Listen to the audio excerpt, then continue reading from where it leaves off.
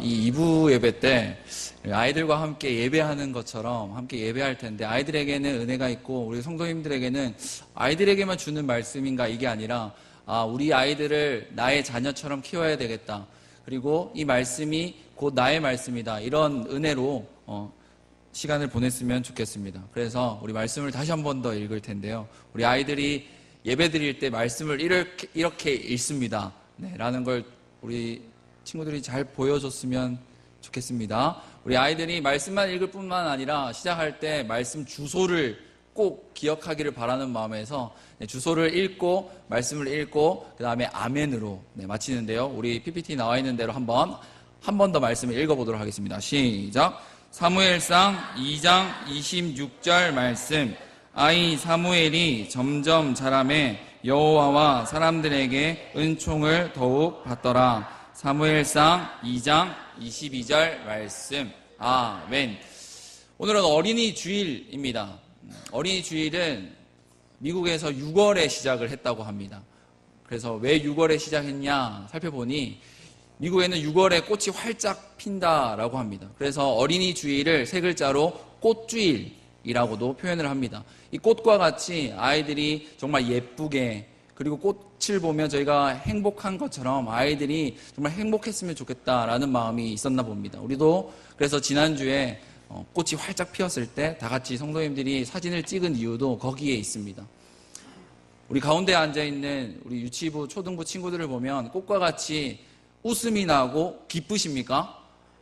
아니면 좀 조용히 좀 하지, 이렇게 얼굴이 찡그리고 화가 나십니까? 아이들을 보면 방긋 웃어주시고 또 그 아이들을 위해서 기도하는 저희 교회가 되었으면 좋겠습니다.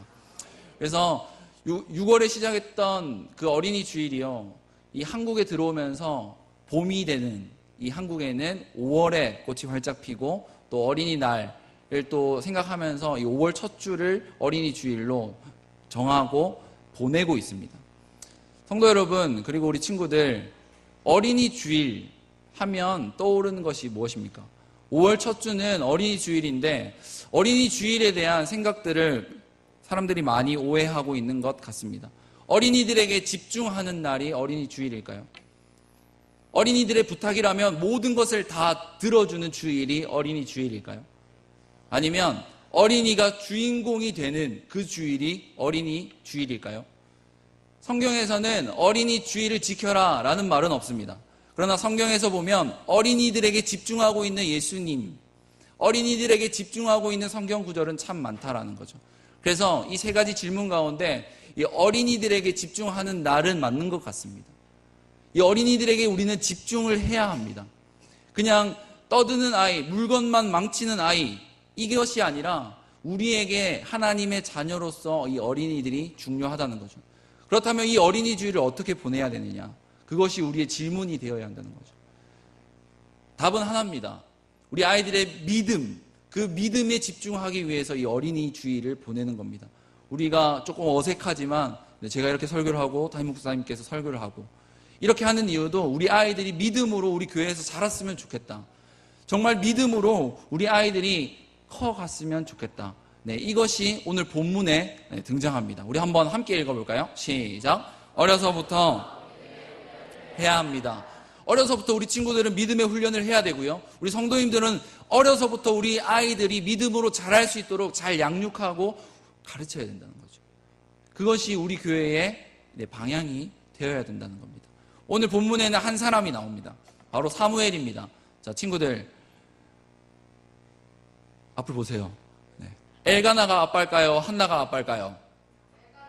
네, 이렇게 잘 배우고 있습니다. 네, 엘가나와 한나 사이에서 사무엘이 나왔습니다. 사무엘이 태어났는데 이 사무엘은 어렵게, 그 스토리는 목사님께서 말씀해 주실 건데요, 사무엘이 나왔는데 2장 18절에 보면 사무엘이 어떻게 커갔는지를 이야기하고 있습니다. 어려서부터 세마포 에봇을 입고 여호와를 섬겼더라. 이 사무엘은 어려서부터 하나님을 섬기는 훈련들을 많이 했습니다. 그런데 우리가 잘 알듯이 사무엘은 한나가 성전에 바치고 성전에서 자라게 된 인물입니다. 그런데 그림처럼 이 성전에는 엘리라고 하는 제사장이 있고 그의 아들 홈니와 비느하스가 있었습니다. 지금으로 따지면 목사님들의 자녀인 겁니다.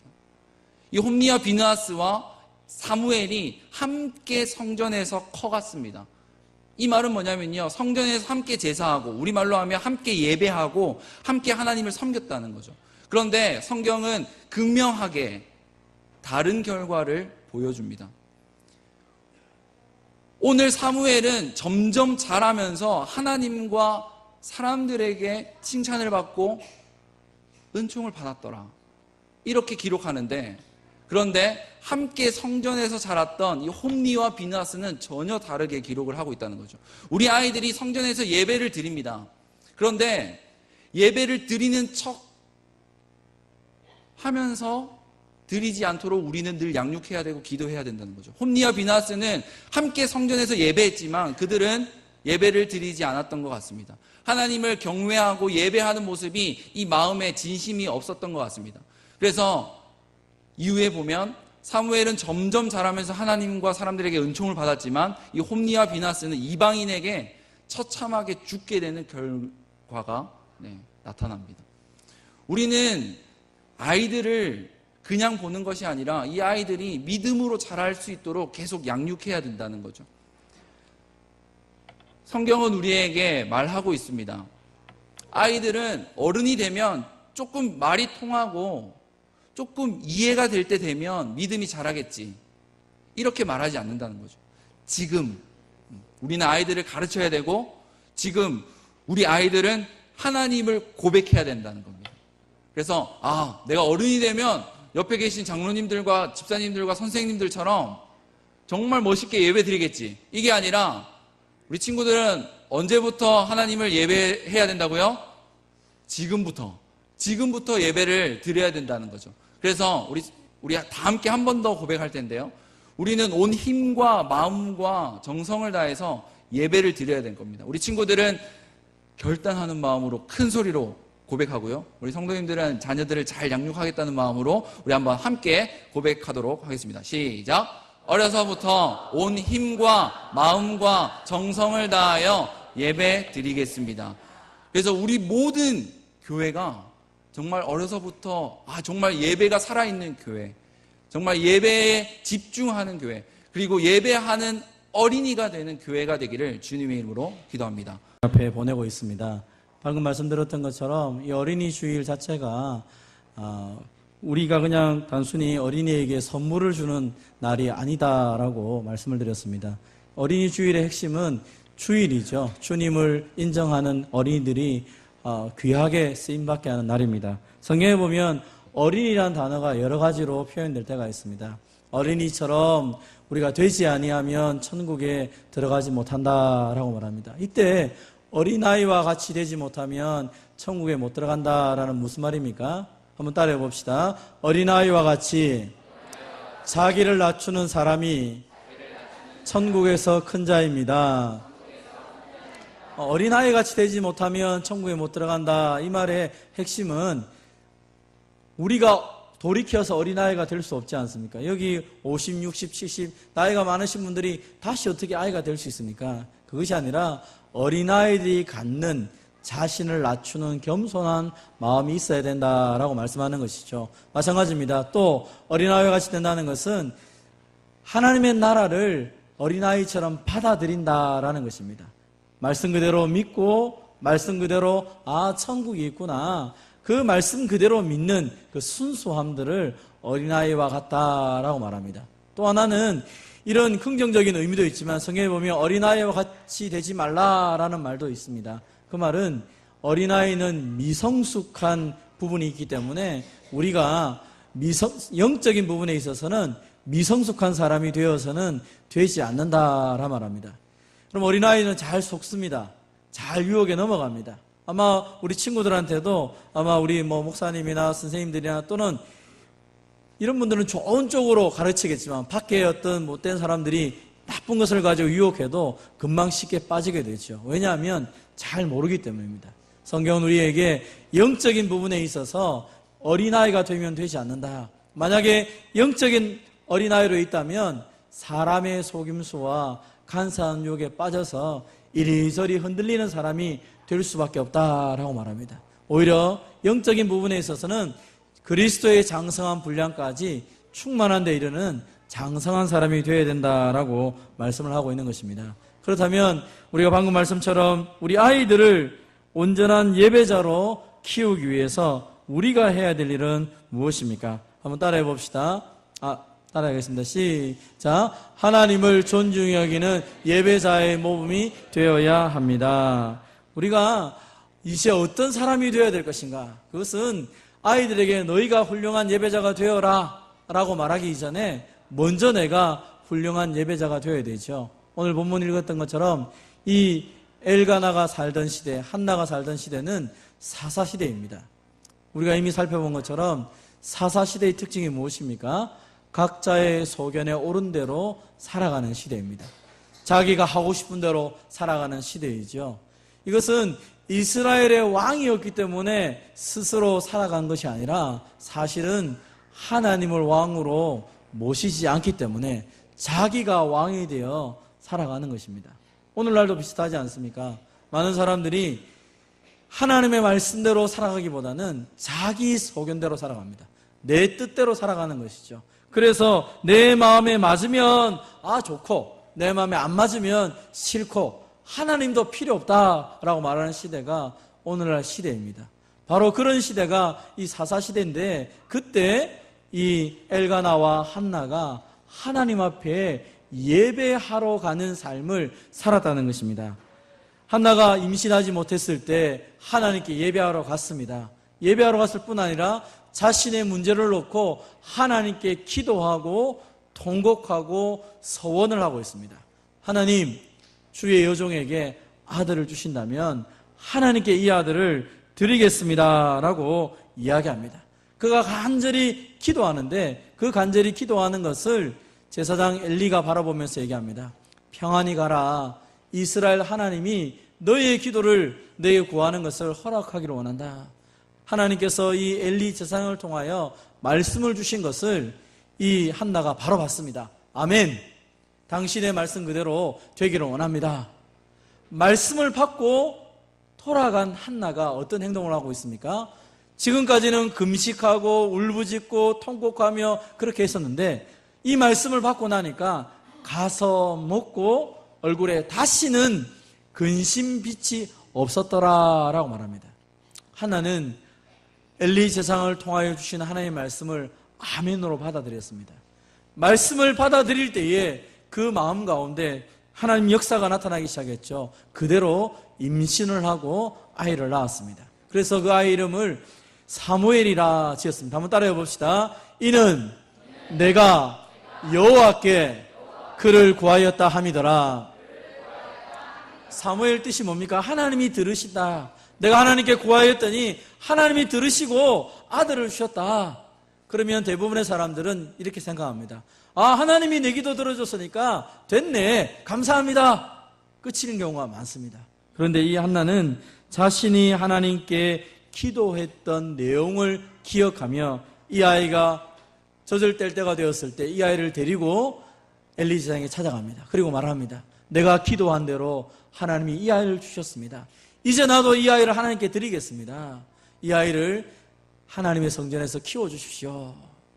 여러분, 임신을 하지 못해서 눈물 흘리며 기도했는데 이 아이를 하나님께 바친다는 것이 쉬운 것이 아닙니다. 그런데 하나는 약속한 대로 이 아이를 하나님께 바치고 있습니다. 그래서 사무엘이 엘리 제사장 집에서 성장하게 되었던 것입니다. 한나와 이 엘가나가 매일 이 아이가 성장할 동안 찾아가며 하나님께 예배하며 이 아이를 양육했던 것이죠. 사무엘이 됐던 것은 하나님을 존중히 여겼던 이 한나와 이 엘가나 때문이라고 성경은 말합니다. 한번 따라해 봅시다. 나를 존중히 여기는 자를 내가 존중히 여기고, 먼저 하나님을 존중히 여기며 예배적인 삶을 살았던 부모님 덕분에 이 아들은 하나님을 존중히 여기는 예배자로 살아가게 되었습니다. 그런데 그 당시에 엘리는 어떤 사람이었습니까? 늙었고 눈이 어두웠다라고 말합니다. 육신으로도 늙었고 눅신어도 눈이 어두웠지만 사실은 영적인 모습이 그러했다는 것입니다.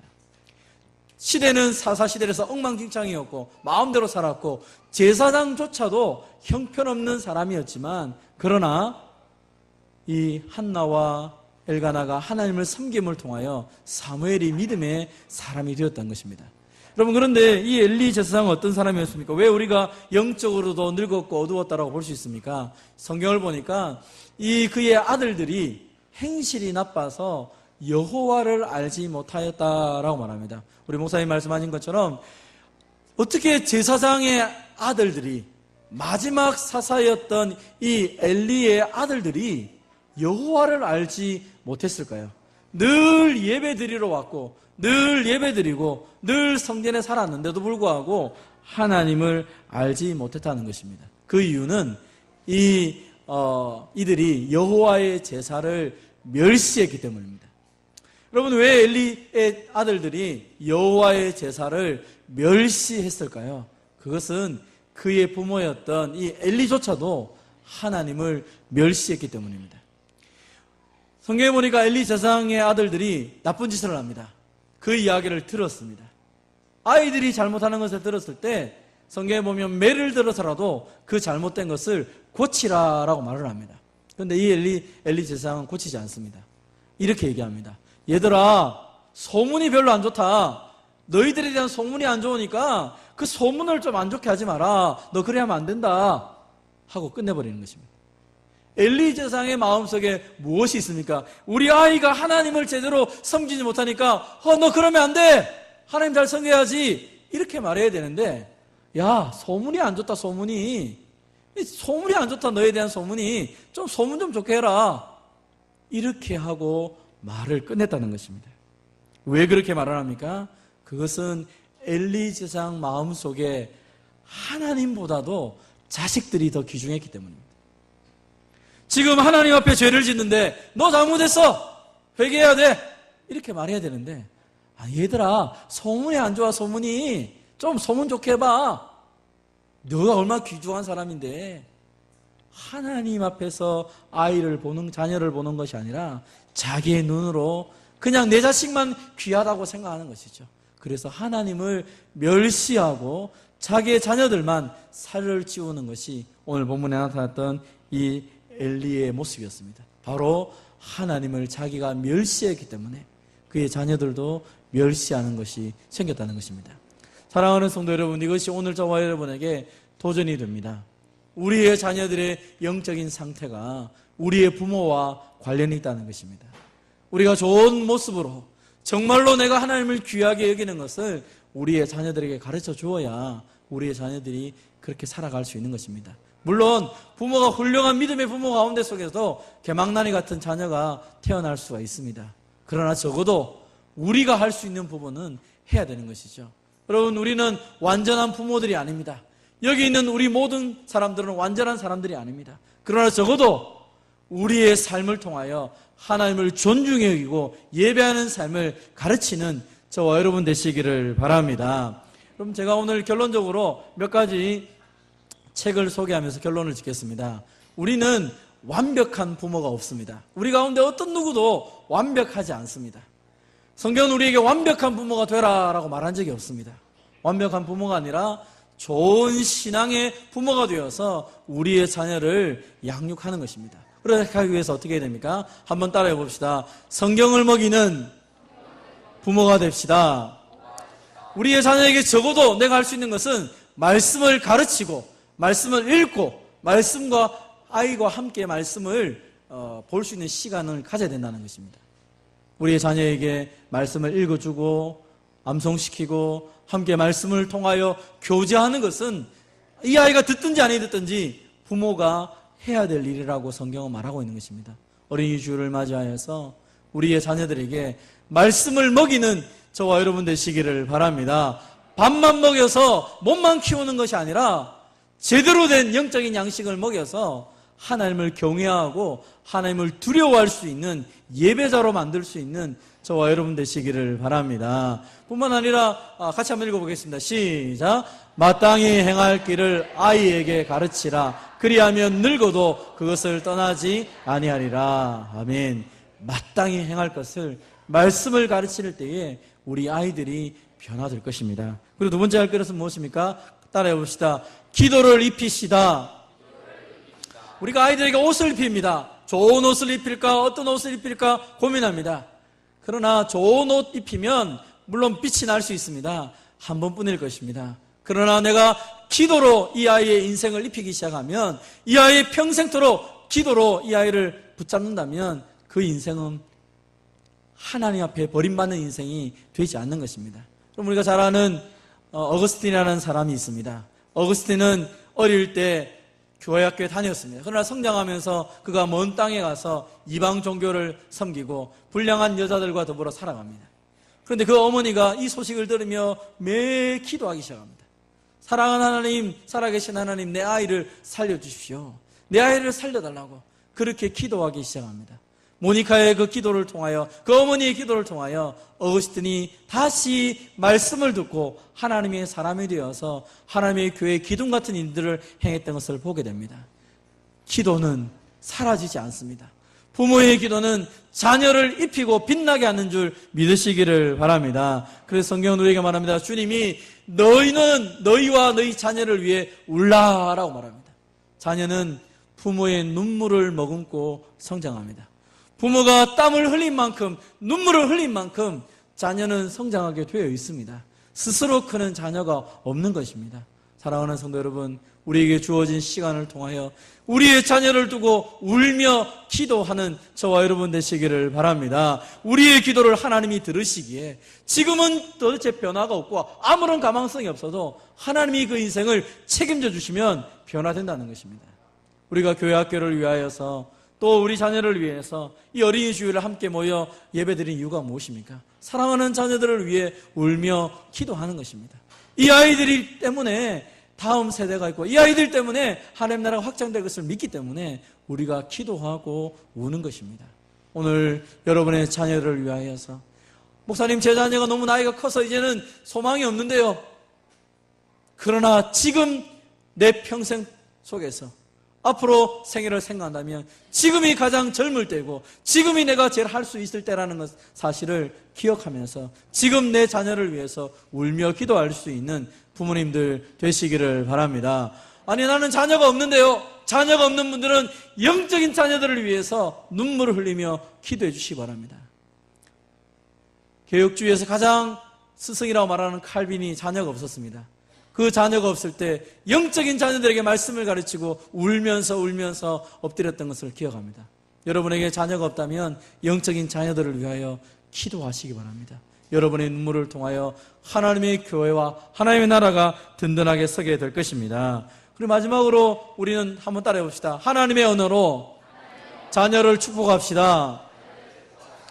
우리 세대보다 조금 앞 세대, 지금 우리 어르신 세대 때 배웠던 하나가 뭐냐면 자녀들에게 좋은 말을 하면 안 된다라는 이야기를 배우고 자랐습니다. 그래서 자녀들의 이름을 이상한 이름을 지었습니다.